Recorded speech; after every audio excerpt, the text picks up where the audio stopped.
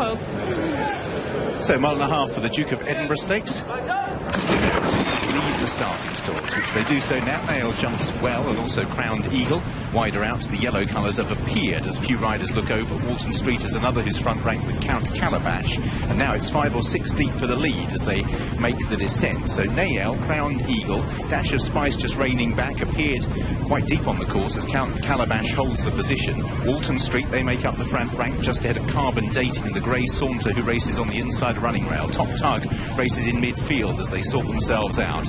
Racing in mid-division as well is Newlands, who's on the inside of Ain Hallow, firefighting quite well back on the outside of Thundering Blue. Eddystone Rock right at the back in company with Manjam with Sir Chauvelin. They're just preceded by Clear Sky. So Count Calabash and Crowned Eagle are the two that have gone on with it. Appeared races in third on the outside of Walton Street in blue and white.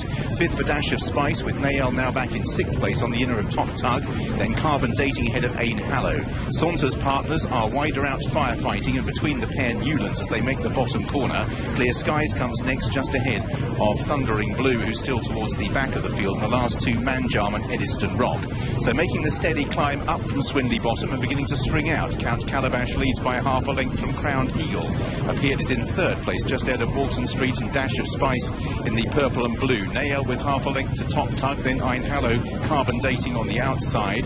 Then towards the inside we have Saunter, and Newlands and Firefighting are the next two with Clear Skies. Thundering Blue, Sir Chauvelin, Manjam still towards the tail in company with Eddystone Rock.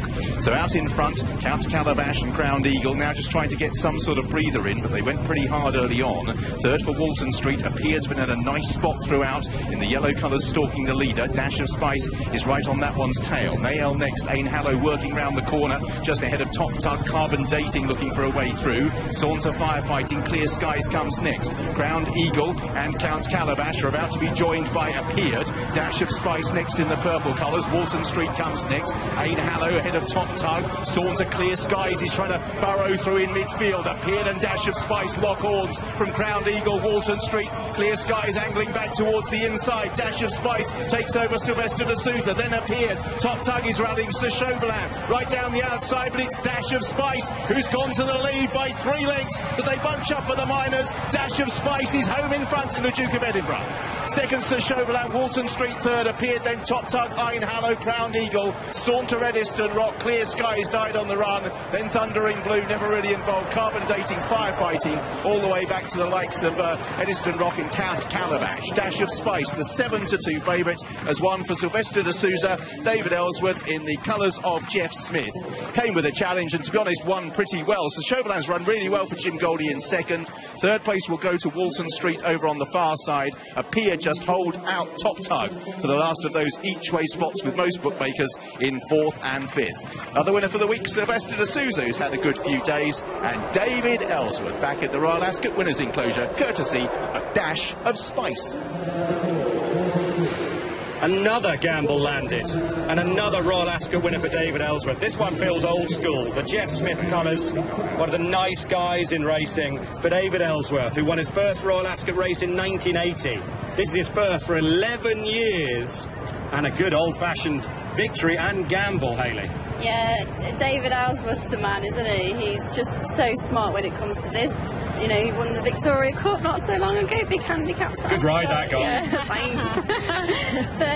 and Jeff Smith's horses, you know, they've just done so well over the years, haven't they? They've just flown the flag for him. He's always got a good horse. But what about David Ellsworth? Because remember the Grand Day he had Persian Punch. Well, 7 times he came to Ascot, and he didn't manage to win in any of them, despite how good he was. But this one has fairly hacked up, and Jason, early on in the race, was doing a few things wrong. Seemed to be pulling and not really settling, and they still managed to win. Well, I mean, look, he took a serious hike in the ratings after a demolition job at Epsom, and has pretty much done exactly the same again today. Now, talk about knowing a family. David Ellsworth trained the dam of this, the Sheba, and it's well related, I think, to Bathsheba, who he trained as well. I mean, fantastic story. Talk about a 7-2 in a field like that has gone round like an even money shot in a 4-runner race. Thumbs up from the maestro. As you say, Francesco, his last winner was Bathsheba. For the first, we're just past post time. His Vestia's 7-2. Daughter of Battle of Marengo. debuted on good soft ground at Lingfield 3 weeks ago, when third and best of the newcomers at the second, has won well since, confirming the last at Ascot. Dash of Spice, 7-2 favourite, to Chauvelin, Walton Street and appeared. Last year's runner-up goes 2 places worth this year. But they're going forward nice and quickly for the opener at Wetherby, and the commentator, it's a very good evening to Tim Peters. Very good evening, yes. Great to have you on board, and glorious evening here at Wetherby. First of 7 races then coming up, and Jungle Juice and Stall 1 the favourite, as the last one is about to come in, which looks like being Amadeus Gray in stall number 8. Firewater getting a little bit worked up, but now seems to be okay. And Amadeus Gray is in. They're often racing then for the open. A bit of a bumping match coming out of the stalls, which is Vestia seemed to cause in the Trevor Ward Better Dab than Frankel EBF Novice Median Auction Stakes. Jungle Juice has broken pretty well. So's Islay Mist in the green jacket. Very green early on is Vestia, running wider on the track with Castello by the rail. Taking quite a keen early hold as the newcomer You Little Butte on the inside, showing real signs of inexperience. The yellow and white of Amadeus Gray comes next, and Firewater dropped in at the back, certainly running a bit lazily in the orange sleeves as they make their way around the turn and heading towards the final 4 furlongs. Jungle Juice ran well at Goodwood on debut just a week ago, leads by a neck to Islay Mist in second place. Then we have Vestia, who's alongside Castello. In behind is You Little Butte with Amadeus Gray, who's just moving a little bit wider on the course now. Firewater has got plenty on from the back of the field and is being pushed along. Inside the 3 furlong marker, Jungle Juice still by the rail with Islay Mist. These two, Islay Mist maybe just nudging into a fractional lead.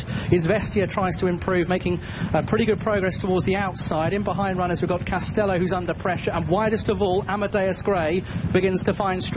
Firewater is about 7 lengths off the pace. Making their way down towards the final furlong is Vestia, just about in front now. Is Vestia goes on from Islay Mist. Jungle Juice is not picking up. Amadeus Gray is the finisher down the outside. Is Vestia's in front though from Amadeus Gray, and is Vestia continues the rich vein of form for Archie Watson 2-year-olds. Amadeus Gray was second, then came Jungle Juice, Castello was next, and then we had Islay Mist. Vestia takes the opener at 7-2. Ben Curtis riding for Archie Watson, this once race prior daughter of Battle of Marengo, who debuted on good to soft ground at Lingfield just a few weeks ago. Third and best of the newcomers. Sole runner on the night for Archie Watson. Did go to her right initially out of the stalls, causing a bit of a scrimmage from stall 4, but staying on down the outside. Amadeus Gray staying on from further back in the quiet reflection colours on second start. Jungle Juice just on the inside, having been up there with the pace, couldn't go better than that debut just a week ago at Goodwood. So at the line is Vestia has beaten Amadeus Gray. Amadeus Gray, who was running a month since debut, 6 of 9 behind I'm a Dreamer at York's Dante meeting, showed plenty of encouragement that day and has stayed on here from stall 8. But is Vestia on second start the winner?